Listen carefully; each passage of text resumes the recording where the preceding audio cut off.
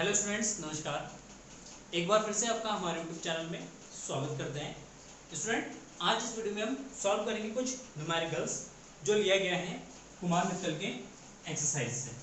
क्या तो कुमार मित्तल का एक्सरसाइज हम कर रहे थे और इसका शायद ये आपका 8वां पार्ट है, पार्ट 8 है। ठीक है, इसमें अब तक हमने क्वेश्चन डिस्कस कर चुके हैं, क्वेश्चन नंबर 38 तक डिस्कस कर चुके हैं। क्वेश्चन नंबर 39 आज डिस्कस करते हैं। तो देखिए आपके स्क्रीन पे क्वेश्चन नंबर 39 इस तरीके से है कि निम्न परिपथ में बिंदुओं ए तथा बी के बीच तुल्य धारिता ज्ञात कीजिए। देखिए इस तरीके का एक सिंपल सा सर्किट दे रखा है। यहाँ पे ये हमारा एक सर्किट है।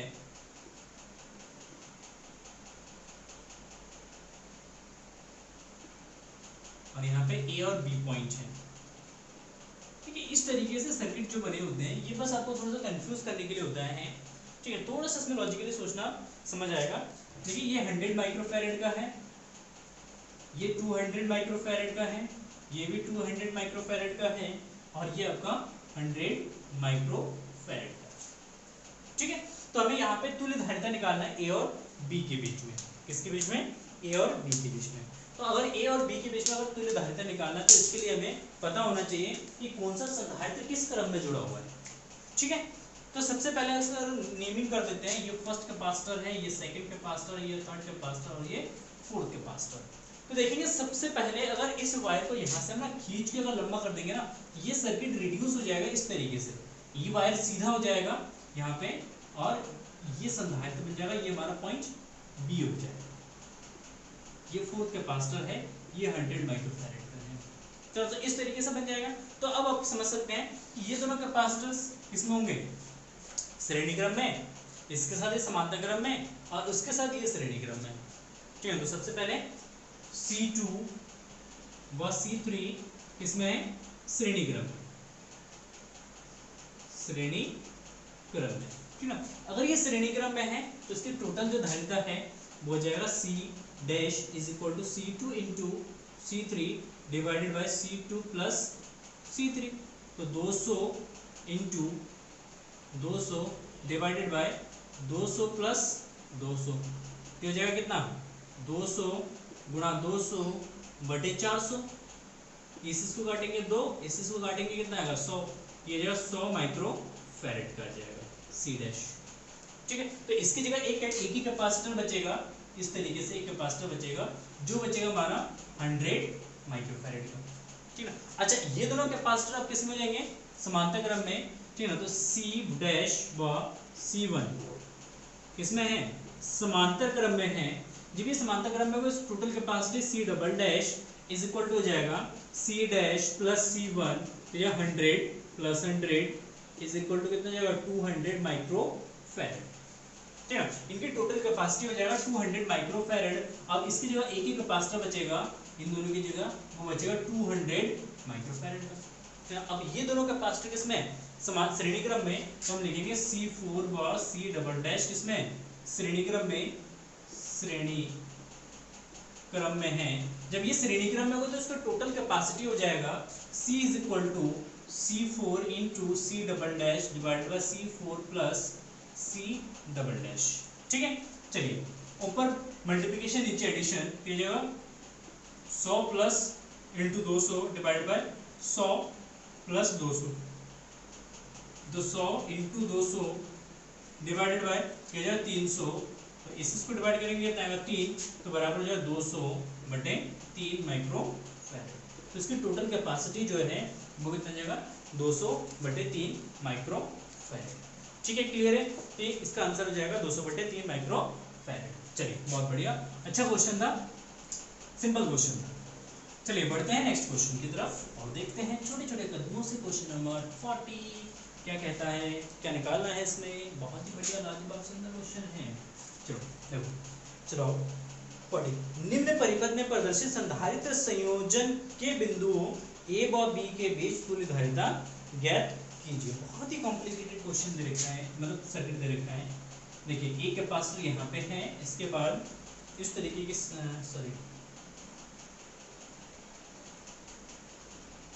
यहाँ पे एक कैपेसिटर यहाँ पे है, एक कैपेसिटर यहाँ पे है, इसको ना मैं डायरेक्टली शॉर्टकट में करूँगा, ठीक है। ये दो कैपेसिटर है, इसके अलावा यहाँ पे ये जो आपका यहाँ पे एक कैपेसिटर, यहाँ पे एक कैपेसिटर और यहाँ पे एक कैपेसिटर है, इस तरीके से, ठीक है। अच्छा, ए और बी पॉइंट कहाँ है? यहाँ पे ए है, ए पॉइंट, और ये है हमारा बी पॉइंट, ठीक है।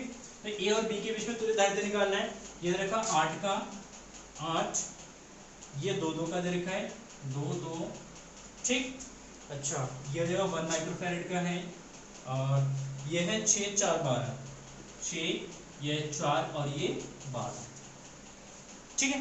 तो इस तरीके का सर्किट दे रखा है, इसमें मैं टोटल ए और बी के बीच में टोटल कैपेसिटेंस निकालना है, टोटल धारिता निकालना है। तो देखिए सिंपल सा, यहाँ पे सबसे पहले आइडेंटिफाई करते हैं कौन कौन से कैपेसिटर किस किस क्रम में जुड़ा हुआ है। तो देखिए ये दोनों श्रेणी क्रम में जुड़ा हुआ है, ये दोनों हमारा समांतर क्रम है, ठीक है। समांतर क्रम के साथ इसके साथ श्रेणी क्रम, इन दोनों को फिर समांतर क्रम में जोड़ेंगे, फिर इसके साथ इसको श्रेणी क्रम में जोड़ेंगे, और उसके बाद जो भी कैपेसिटर बचेगा, ऊपर एक बचेगा नीचे बचेगा, दोनों को किस में जोड़ेंगे? समांतर क्रम में। देखिए सर्किट को रिड्यूस करके मैं करता हूँ। तो देखिए ये दोनों समांतर क्रम में है, समांतर क्रम में इसकी टोटल कैपेसिटी कितना जाएगा? 4, तो इसकी जगह एक आ जाएगा 4 कैपेसिटर का आ जाएगा, माइक्रोफैरड का एक कैपेसिटर यहाँ पे आ जाएगा, ठीक है। इन दोनों को अगर हम क्या करेंगे, श्रेणी क्रम में जोड़ेंगे, तो इनकी टोटल कैपेसिटी हो जाएगा C डैश, तो 6 × 12/18, तो इसको काटेंगे तो 3 4, तो कितना जाएगा? इसकी जगह 4 माइक्रोफैरड का कैपेसिटर आ जाएगा, वो इस तरीके से जुड़ा होगा, 4 माइक्रोफैरड, ठीक है। क्लियर है? अच्छा, ये दोनों इसमें किसमें जुड़े हैं? श्रेणी क्रम में, समांतर क्रम में जुड़े हैं। तो समांतर क्रम में जुड़ेंगे तो 4 और 4 कितना जाएगा? 8, तो इसकी टोटल कैपेसिटी यहाँ पे आ जाएगा 8 माइक्रोफैरड का कैपेसिटर आ जाएगा, 8 माइक्रोफैरड का, ठीक है। अच्छा, ये दोनों किसमें जुड़े हैं? ये दोनों जुड़े हैं हमारे किसमें?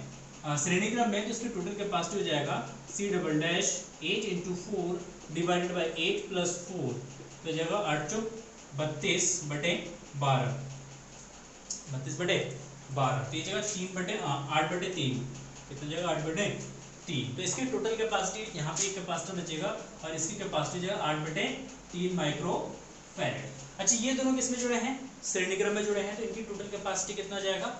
8 × 1 8 और 1 9, तो ये 8/9 का कैपेसिटी यहाँ पे बचेगा, तो ये यहाँ पे कैपेसिटर बचेगा, ये जाएगा 8/9 का, ठीक है। क्लियर है? बहुत बड़ी अच्छी बात है। अच्छा, अब ये दोनों कैपेसिटर किसमें जुड़े हैं? ये दोनों जुड़े होंगे समांतर क्रम में, और समांतर क्रम में इसकी टोटल कैपेसिटी हो जाएगा 8/3 + 8/9, एलसीएम हो जाएगा 9, तो 8 से 24 + 9 × 9, तो 24 और 8 कितना जाएगा? 32/9, तो C = 32/9 माइक्रोफैरड, तो इसकी टोटल कैपेसिटी हो जाएगा 32/9 माइक्रोफैरड। तो सिंपल सा क्वेश्चन है। तो इस तरीके से सर्किट को रिड्यूस करके हम क्वेश्चन को सॉल्व कर लेते हैं, ठीक है। तो इसी तरीके से क्वेश्चन सॉल्व करते हैं, क्योंकि डिटेल में करना ज़रूरी नहीं है, डिटेल में आप एग्जाम भी कर सकते हैं, फिर उसमें लिख के कर सकते हैं कि C2 C3 श्रेणी में है, ये फलाना ढिमकाना समांतर क्रम में है, ठीक है ना, इस तरीके से। देखिए क्वेश्चन नंबर 41 है, दिए गए परिपथ में बिंदुओं A व B के बीच तुल्य धारिता ज्ञात कीजिए। यदि A व B के बीच 100 वोल्ट का विभवांतर स्थापित करें तो A के निकटतम संधारित्र पर कितना आवेश होगा वो बताना है, ठीक है। चलिए देखिए, सिंपल सा क्वेश्चन है, कितने डब्बे बने? 4 डब्बे बने।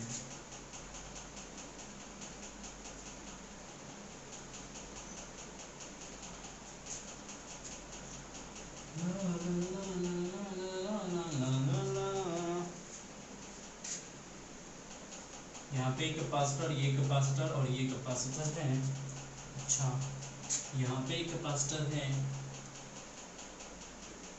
यहाँ पे एक कैपेसिटर है, यहाँ पे एक कैपेसिटर है, और यहाँ पे एक जुड़ा है और एक यहाँ पे जुड़ा है, ठीक है ना। ये A बिंदु है और ये B बिंदु है। कह रहे कि इसके बीच में अगर 100 वोल्ट का विभवांतर लगाएंगे तो इस वाले कैपेसिटर पर कितना आवेश होगा, ये ज्ञात करना है, ठीक है ना। तो सारे कैपेसिटर की जो वैल्यू है, ये हमारा ये 2 का है, ये 2 माइक्रोफैरड, ये 2, बाकी सब 3 का है, 3 और ये 3 का है, ठीक है। क्लियर है?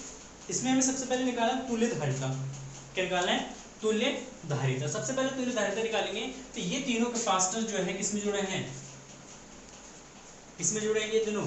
ये तीनों कैपेसिटर जुड़े हैं श्रेणी क्रम में, तो श्रेणी क्रम में इसकी टोटल धारिता हो जाएगी C dash is equal to 1/3 plus 1/3 plus 1/3 is equal to जाएगा 3/3 sorry 1/C dash is equal to कितना जाएगा 1 माइक्रोफैरड, तो C dash is equal to जाएगा 1 माइक्रोफैरड। तो इन तीनों की जगह एक ही कैपेसिटर आ जाएगा 1 माइक्रोफैरड का, यहाँ पे एक कैपेसिटर लग जाएगा 1 माइक्रोफैरड का कैपेसिटर लग गया, ठीक है। अच्छा ये दोनों कैपेसिटर किसमें जुड़े हैं समांतर क्रम में, तो इसकी टोटल कैपेसिटी हो जाएगा 2 + 1 इज इक्वल टू 3 माइक्रोफैरड, ठीक है। तो इसकी जगह एक ही कैपेसिटर बचेगा 3 माइक्रोफैरड का, ठीक है। अगेन ये तीनों किसमें जुड़े हैं, ये तीनों श्रेणी क्रम में जुड़े हैं। अगेन इसकी total capacity C triple dash कितना जाएगा 1 माइक्रोफैरड का हो जाएगा, यहाँ पे देखिए ये जोड़ रखे ना, ये भी 3 ये भी 3 ये भी 3, इनको जोड़ेंगे तो कितना आएगा 1 माइक्रोफैरड का जाएगा। तो यहाँ पे जो कैपेसिटर बचेंगे ये एक ही कैपेसिटर बचेगा और ये बचेगा आपका 1 माइक्रोफैरड का।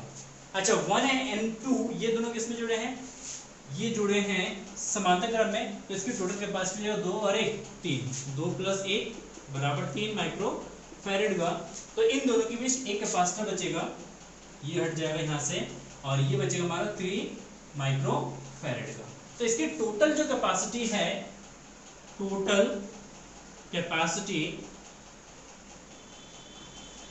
कैपेसिटी हो जाएगा C इज इक्वल टू, ये तीनों श्रेणी क्रम में जुड़े हैं तो 1/C is equal to 1/3 plus 1/3 plus 1/3 is equal to ये जाएगा 3/3 तो ये 1, तो C is equal to 1 microfarad, कितना जाएगा 1 माइक्रोफैरड, क्लियर है। तो इसकी टोटल कैपेसिटी कितना हो गया 1 माइक्रोफैरड है। अब इस संधारित्र पर कितना आवेश है वो बताना है, तो आवेश निकालने के लिए सिंपली टोटल कैपेसिटी चाहिए, टोटल विभवांतर चाहिए। क्यों, क्योंकि ये तीनों कैपेसिटर देखेंगे तो किसमें जुड़े हैं श्रेणी क्रम में जुड़े हैं, ये वाला और ये वाला श्रेणी क्रम में क्या होता है आवेश से मान देते हैं। तो इस पे आवेश परिपथ में आवेश, तो जब परिपथ में आवेश कुल आवेश Q is equal to C into V, ठीक ना। C कितना 1 माइक्रोफैरड, तो 10⁻⁻⁶ इंटू V कितना 100, तो that is equal to 10⁻⁴ coulomb, ठीक ना। तो 3 माइक्रोफैरड के संधारित्र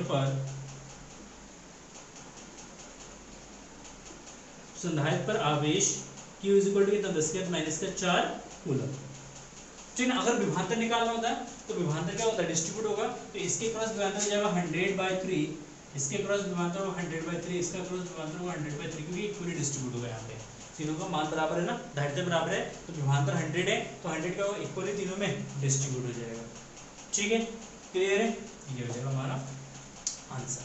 चलिए देखते हैं क्वेश्चन नंबर 42, ये 41 था।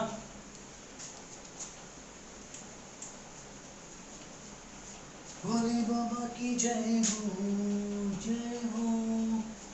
तो 42 निम्नलिखित परिपथों में बिंदुओं A और B के बीच तुल्य धारिता ज्ञात कीजिए, ठीक है। इनके बीच में तुल्य धारिता निकालना है, सिंपल से एक लॉजिक कंडीशंस दे रखे हैं।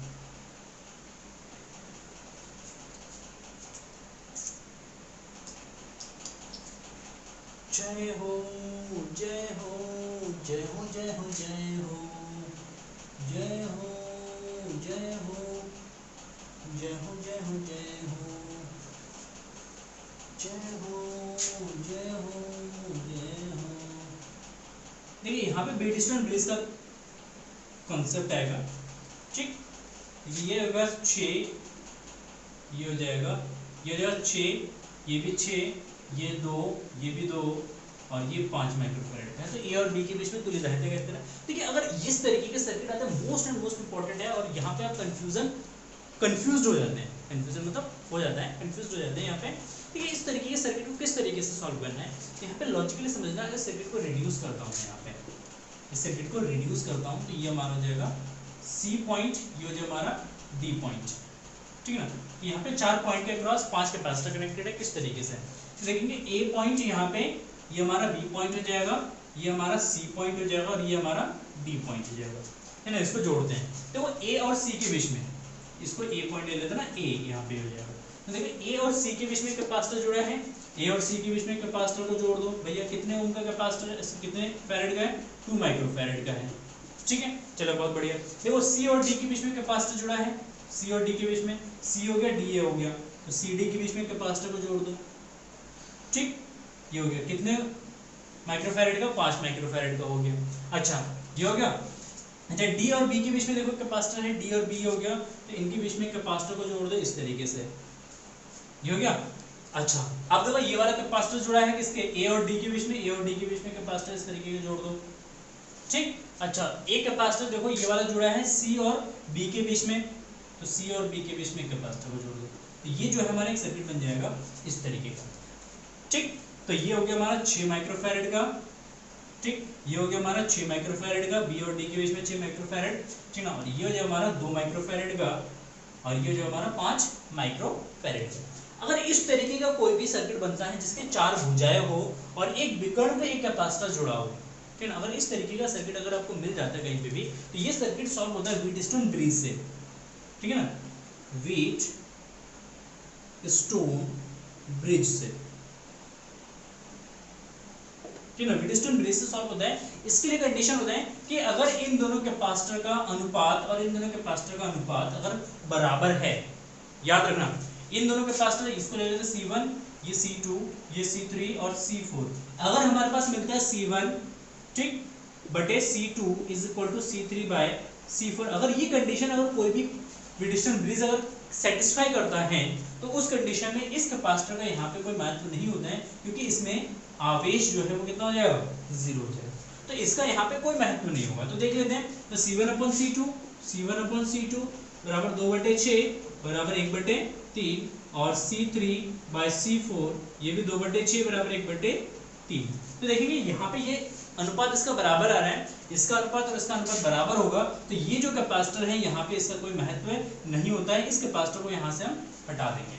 तो क्योंकि इसमें आवेश 0 होगा, क्योंकि इसमें धारा ही प्रवाहित नहीं होगा, या आवेश अगर इसमें 0 हो जाएगा तो उस कंडीशन में इसका कोई महत्व यहाँ पे नहीं होता है। ठीक है ना, तो इस तरीके के सर्किट में बीच वाले कैपेसिटर को हम हटा देते हैं अगर अनुपात क्या होता है, बराबर होता है। अब ये दोनों कैपेसिटर किसमें जुड़े हैं, श्रेणी क्रम में, ये दोनों श्रेणी क्रम में जुड़े हैं, और इसका टोटल कैपेसिटी कितना जाएगा, देखिए C डैश और C डबल डैश दोनों आपस में बराबर हो जाएगा, क्योंकि ये 2 6 2 6 2 6 2 6 बराबर है ना।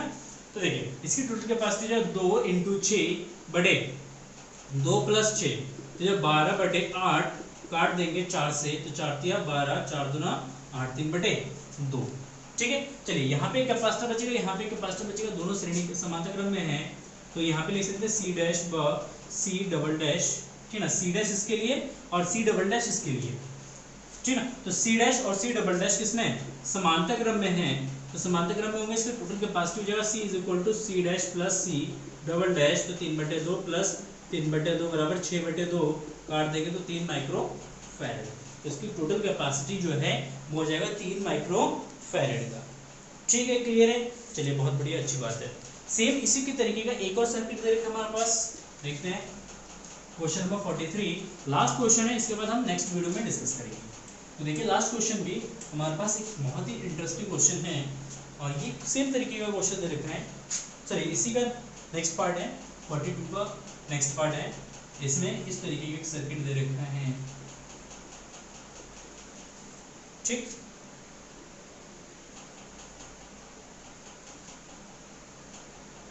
एक कैपेसिटर यहाँ पे जुड़ा है, एक कैपेसिटर यहाँ पे जुड़ा है, ए ये हो जाएगा हमारा B, C C C C C और ये हो जाएगा 2C। ठीक है, तो यहाँ पे सिंपल से देखना, इन दोनों का रेशियो C/C1, इन दोनों का रेशियो C/C1, रेशियो बराबर है, तो बीच वाला जो कैपेसिटर, ये वाला कैपेसिटर है, इस वाले कैपेसिटर का यहाँ पे कोई महत्व नहीं होगा, तो इसको यहाँ से क्या करते हैं, बीच में से हटा देते हैं, तो ये दोनों श्रेणी क्रम में हो जाएगा, ये दोनों श्रेणी क्रम में हो जाएगा, इन दोनों की टोटल कैपेसिटी हो जाएगा C dash C double dash is equal to, दोनों की कैपेसिटी बराबर हो गई, तो ऊपर multiplication C × C divided by C plus C, तो C²/2C, C से C कैंसिल हो तो C/2। ठीक है, फिर दोनों को किस में जोड़ेंगे, समांतर क्रम में, तो C डैश व C डबल डैश किस में है, समांतर क्रम में हो जाएंगे, क्योंकि यहाँ पे एक कैपेसिटर बचेगा और यहाँ पे एक कैपेसिटर बचेगा। सर्किट को रिड्यूस कर देता हूँ मैं इस तरीके से, एक कैपेसिटर यहाँ पे बचेगा, तो ये दोनों किस में जाएंगे, समांतर क्रम में। समांतर क्रम में टोटल कैपेसिटी हो जाएगा C triple dash is equal to C dash plus C double dash, तो c/2 plus c/2 is equal to कितना जाएगा c, आधा और आधा को जोड़ देंगे तो c हो जाएगा, और यहाँ पे एक ही कैपेसिटर बचेगा c का। अब ये दोनों कैपेसिटर जो है किसमें जाएंगे, श्रेणी क्रम में, तो इसकी टोटल कैपेसिटी हो जाएगा 2c into C divided by 2c plus c, तो जाएगा 2c square divided by 3c square, 3c, एक c से एक c कैंसिल हो जाएगा, तो 2c/3 कितना जाएगा 2c/3 माइक्रो फैरेड। ठीक है, सी नेट, इसको नेट से दिखा देते हैं, सी नेट। ठीक, क्लियर। तो ये टोटल इसकी कैपेसिटी है। तो आज के वीडियो में बस इतना ही, फिर नेक्स्ट वीडियो में हम आगे डिस्कस करेंगे। बहुत ही इंटरेस्टिंग और क्वेश्चन बचे हैं, बहुत क्वेश्चन बचे हैं, करीब इसमें 76 क्वेश्चन है, तो अभी 40 में है, मतलब 36 क्वेश्चन अभी भी हमारे पास है। तो 36 क्वेश्चन हम करेंगे तो 7-8 वीडियोस और बनेंगे इसमें। तो thank you for watching this video. और हाँ, अगर आप चैनल पर नए हैं तो प्लीज़ चैनल को सब्सक्राइब कर नोटिफिकेशन बेल को जरूर दबा देना, और इस वीडियो को अपने दोस्तों के साथ शेयर जरूर करना। फिर मिलते हैं नई इंटरेस्टिंग वीडियो के साथ, तब तक के लिए जय हिंद, जय भारत। थक गया आज पूरा।